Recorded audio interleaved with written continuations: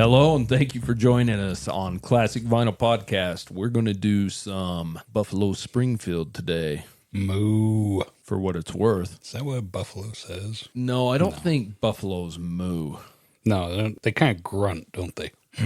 Yeah. There's battle lines being drawn. Yeah. That kind of makes sense. I see a buffalo drawing a battle line. Oh, they definitely do. Right before they lift their tail and duck their head and charge you. Yeah, that's true. Of course, this is Classic Vinyl Podcast, the podcast where we listen to and review songs and albums from the classic vinyl era, the 60s and 70s. I am one of your hosts, Justin, and of course, my other host, Tyler's here. I am. I let you in the house again. That's very kind of you, and your wife has no idea I'm down here, does she? Well, I think she did see you come in the door. I'm used to being thrown out by my friends' wives. Of course, we're doing Buffalo Springfield and their hit song For What It's Worth. Let me give you a little history on the band Buffalo Springfield first. They're a little rock and roll band formed in Los Angeles, California in 1966. So Buffalo Springfield was formed by Canadian musicians Neil Young on guitars, harmonica, piano, and vocals, Bruce Palmer on bass and guitar, and Dewey Martin on drums and vocals, along with American musicians Stephen Stills on guitars, keys, and vocals, and Richie Furay on guitars and vocals. Now, the band name, Buffalo Springfield, that came from a steamroller that was parked outside their house. And I'm not sure whose house. I couldn't figure that out, but I did dig in and I found that little thing. So there must have been a steamroller named Buffalo Springfield. Interesting. Yeah, but I'm not sure whose house that was outside of. But their music is kind of interesting. I mean, obviously you got Stephen Stills and you've got Neil Young that went on to be part of Crosby, Stills, Nash & Young that we've done a few songs of. But they have elements of the British invasion sound, folk rock, country even, along with hard and psychedelic rock. They've kind of got some interesting sounds. But I think this is just kind of a seed band to me that they did, a few hit songs and a couple records, but these players all went on to do different projects. But there was a lot of arrests and drug problems in the band. But actually, originally Bruce Palmer, the bass player, played some guitars too. He actually was deported for marijuana possession, and you had David Crosby sit in and play for the band during the famous Monterey Pop Festival. So that's kind of the start of their issues. But Palmer did make it back. He was again deported in 1968 and replaced by Jim Messina, who's famously from the band Loggins and Messina. So there's a lot of famous people who have been in this band. But, after all those arrests and drug problems and what was going on within the band did call it quits in May of 1968. Dewey Martin formed a new version of the band in the fall of 1968 with all new members. There were also other versions of the band as well in the 80s and 90s. And there was a brief reunion of Neil Young, Stephen Stills, and Furay because Palmer had died in 2004. Martin died in 2009. They got together in 2010 and 2012 just for a few shows. All in all, the band has released 3 studio albums, 4 compilation albums, and 9 total singles. Top charting album in the U.S. was their album Last Time Around in 1968. It did not chart in the UK or Canada. Now, the top charting single in the U.S. was For What It's Worth. The song we're doing today, it hit number 7. They had 4 other songs in the top 100, but no other song cracked the top 40. Wow. The band has sold about 2 million albums worldwide, which isn't a ton. But like I said, 3 albums. They weren't together very long. And yeah, it sounds like 2 years, and then they broke up. Yeah, other than the other versions of the band that were put together. But I mean, without Stephen Stills and Neil Young, I think they definitely weren't as popular. But I think this band is certainly more famous for what their members did and what they became after this than what the band was together. Although they do have a few decent singles, in my opinion. Yeah, for sure. Neil Young obviously went on to a successful solo career, along with forming Crazy Horse and joining Crosby, Stills, and Nash to form Crosby, Stills, Nash & Young. Stephen Stills went on to Crosby, Stills, and Nash, obviously. Furay and Messina, they actually went on to form the band Poco in the 70s. And so Poco was pretty popular in the late 70s, early 80s. And this band, funny enough, and not that I'm saying they don't deserve it, but they were inducted into the Rock and Roll Hall of Fame in 1997. What's really strange about that for me is how many bands weren't and still are not inducted to the Rock and Roll Hall of Fame. I think this is, it seems to me like it's a favoritism, saying, well, Neil Young was part of the deal. Stephen Stills was in it. Jim Messina was in it at one point. They had popular members, so we're going to induct them into the Rock and Roll Hall of Fame. But one hit song and no records that really did anything chart-wise, to me, I don't know how that puts you in the Rock and Roll Hall of Fame when you can list hundreds of other bands that should be there before them. That's my opinion. How come Steppenwolf isn't in there? Or until this year, Foreigner, was a good example with all the hits they had, but they did induct them here this year in 2024. They waited until now to induct Foreigner? Yeah, with all the hits they've had. And we could go on and on. We probably ought to have an episode about the bands that should be in the Rock and Roll Hall of Fame. Because damn, when we were like 20 years, we're way past 20 years, like 27 years after Buffalo Springfield was inducted, and then Foreigner gets put in. Yeah, there's a lot of bands. Yeah. A lot of bands that should be in that aren't, but that's not my choice, but that's why I always critique the Rock and Roll Hall of Fame for it's a popularity contest more than anything. That's right. So, do you want to get to the song review? I do. And now it's time for the song review.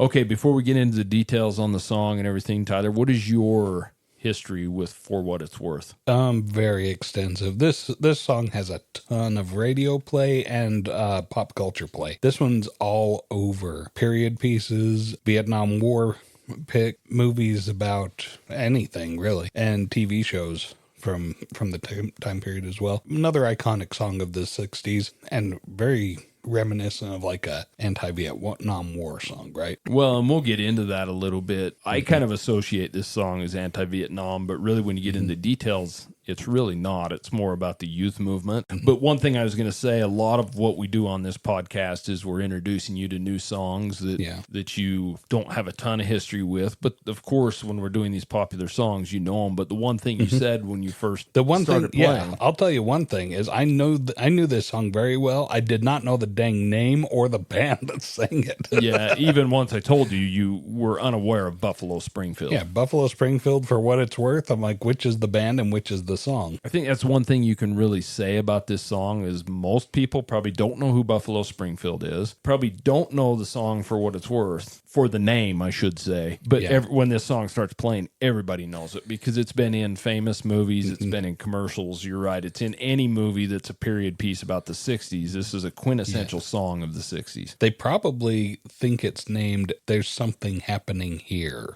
Yeah, it could be, yeah. Or Stop Children, What's That Sound? Everybody Look What's Going Down. Yeah. That's the song. I would like to call it Nobody's Right If Everybody's Wrong. That's a much better title, I think. Yeah. Well, let's get into a little of the information on For What It's Worth. It was written and sang by Stephen Stills. It was recorded on December 5th of 1966 at Columbia Studios in Hollywood, California, produced by Charles Green and Brian Stone. Now, this is the one really neat thing about this song. It just doesn't happen then or especially now, but this song was released 5 days after it was recorded. So recorded on December 5th of 1966, released on the radio, ready to play on December 10th of 1966, which is pretty amazing. Wow. This song reached number 7 in the U.S., and funny enough, another one of those songs reached number 5 in Canada, so it's more about a U.S. movement. But that movement is universal, let's be honest. But it did chart a little higher in Canada. It did not chart in the U.K. It was later released on the second pressing of their first self-titled album, Buffalo Springfield, in March of 1967. So the first pressings it wasn't released on, but once the song hit, they started putting them on that second pressing, which was probably smart. Many people do consider this an anti-war song, obviously, against Vietnam, because that's what the big thing was going at the time. But although the protests against the Vietnam War were in play at the time, and they were on Stephen Stills' mind, let's be honest, he wrote a lot of songs in that vein, but the song was written about the Sunset Strip, but it's really bigger than that because I think it really is about the movement of the young people, Buffalo was the house band at the Whiskey A Go-Go at the time. The local government put in place basically a curfew for all the kids and anti-loitering laws to stop people from congregating at all the local businesses on the Sunset Strip. And that was at the behest of those local businesses. There was just a lot going on at the time. I'm sure that if they could legislate that you had to get a haircut and pull your pants up, then they would have done that too. Yeah, it makes sense, right? The tension between the free-spirited culture of the young people at the time and, the local government and the rules they had set, it really come to a head in November and December of 1966. And there was a bunch of protesters clashing with the police police, particularly on the night of November 12th, when there was about 1,000 people out on the streets. They showed up to protest the closing of a club, Pandora's Box. It was a popular nightclub for young people where many famous bands have played over the years. And so that's kind of where this song comes from. You know, it's really about that night in particular, 1,000 people on the streets. Yeah, but it's also something that's the culture of the time going on, because you have a lot of protests. Yeah, you do have a lot of protests. You have everything going on with Vietnam War and all the changes. So I think when Stephen Stills wrote it, obviously it's about November 12th and these people protesting, but I think that's why I said it's much bigger than that, because just hearing this song, I've heard this song hundreds and hundreds of times. I do associate it more with just the time and change than anything. Because, like, we have the civil rights movement going on across the South at the same time as well, right? Where you also have large bands of people coming out with signs to protest in the streets against the man, the police, the government, the whatever, the society, saying, hey, we want things to change. We want things to be different. Yeah. Yeah, it's a very powerful song. And one thing I can say about it is this belongs on the soundtrack of the 60s. I mean, this song is quintessential 60s soundtrack song. For sure. As far as Rolling Stone's concerned, they've ranked this song as high as number 63 on their top 500 list, which is fair, I think. I think that's about right, yeah. Yeah, which is probably one of the only times I consider Rolling Stone being fair. But the single is certified gold in the U.S. with over 1 million in sales of the single alone. This song's been covered by a ton of artists: Ozzy Osbourne, Queensryche, Rush, Cher, David Cassidy, Stevie Nicks, Haley Reinhart, which is one of my favorite newer artists. I really like the way she sings. And we listened to a couple of those covers. We actually listened to a Crosby, Stills, and Nash and Young live version of this, which wasn't too bad. It was a little bit different. We listened to Haley Reinhart's song, but... Yeah, and I'm pretty sure that I recognized hers from something as recent as The Handmaid's Tale. Yeah, I think you said it was on that, and it may have been. I'd have to check into that, but... After listening to Buffalo Springfield for what it's worth, now that you know who the band is and what the name of the song is, what are your thoughts on this? I still love this song. This song is amazing. So it starts off with this guitar open. So you have like the high twang strings of the guitar juxtaposed with the low bass that's strumming along with it. Yeah, it's just a little single chord they're hitting there. Is that all it is? Because, there's something like, it's such a smooth, mellow, laid-back sound, but there's also something that's unsettling about it, and it's probably the fact that they keep strumming that same chord. It sets you a little bit off, and that's perfect for the tone of what the message of the lyrics is that, hey, there is something going on around here, and... Hey, stop, children. What's that sound? Everybody look what's going down, right? They sing about different things going on in this protest. That there's so much of a struggle on the outside and also on the inside as well, because he also sings about, kind of like anxiety or paranoia. Yeah, paranoia strikes deep. Yeah, there is that struggle that's not just on the outside, but also on the inside, and this just permeates our entire society. And like I said earlier, it's just so reminiscent of, a protest about the closing of the Pandora, which may be what this was written about, sure. But he also wrote so vaguely about it that it does apply. It expands out and it transcends so many different things. The Vietnam War protest, the civil rights protest, the youth versus the organization, the system. This is just a perfect fight the system song, and it's a good time. I really enjoyed it. What did you think about this one? For what it's worth, always has been a really good song for me. I've listened to it, like I said, hundreds of times. You hear it in playlists that I'm listening to, radio, it's on movie, it's on TV, it's on commercials. It's a lot of places. And I think until you know the song that Stephen Stills was writing this about that protest on the Sunset Strip, you can hear that in the words, but you're right, it's so much bigger than that. Mm-hmm. And that's why this song can be used in movies and TV and has such a strong message, or universal message, I should say.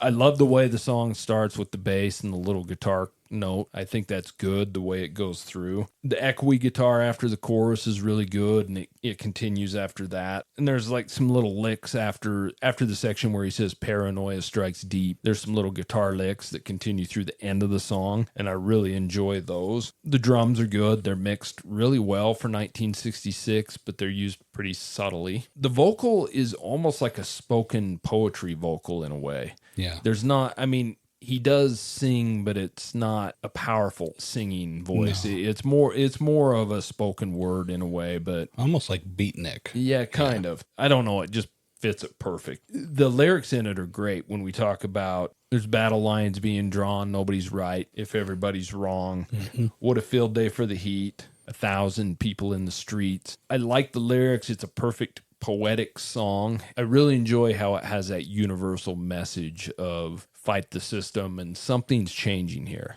Mm-hmm. You know, yeah, something's on the verge of changing, and this is one of the earliest songs I think to really point that out. Probably so, and that's a really like poignant message. Like, hey, pay attention to what's going on right now because this is significant. This is a moment where history is being made, right? And that's something that there's a handful of times throughout history where we get to actually watch history be made. And this is one of those. Yeah, it makes me wonder because there was so many of the things going on in the 60s when things were changing that were put down to music. You don't see that as much anymore. I don't feel like music has the same ability it used to, and that's unfortunate. Yeah, we don't really sing too much about current events, do we? Well, I wouldn't say even current events, but about change, you know, and I don't feel like music changes anything anymore. It's just the same old. But that's coming from a guy that's getting a little bit older and can't stand those kids and their damn music, you know? Yeah, so I just want them to stop riding their skateboards on my lawn. Yeah, but there is a reason a lot of these songs are still around, still heavily played today, 60 years later, still used on TV, commercials, movies. There's a big reason for that. Mm-hmm.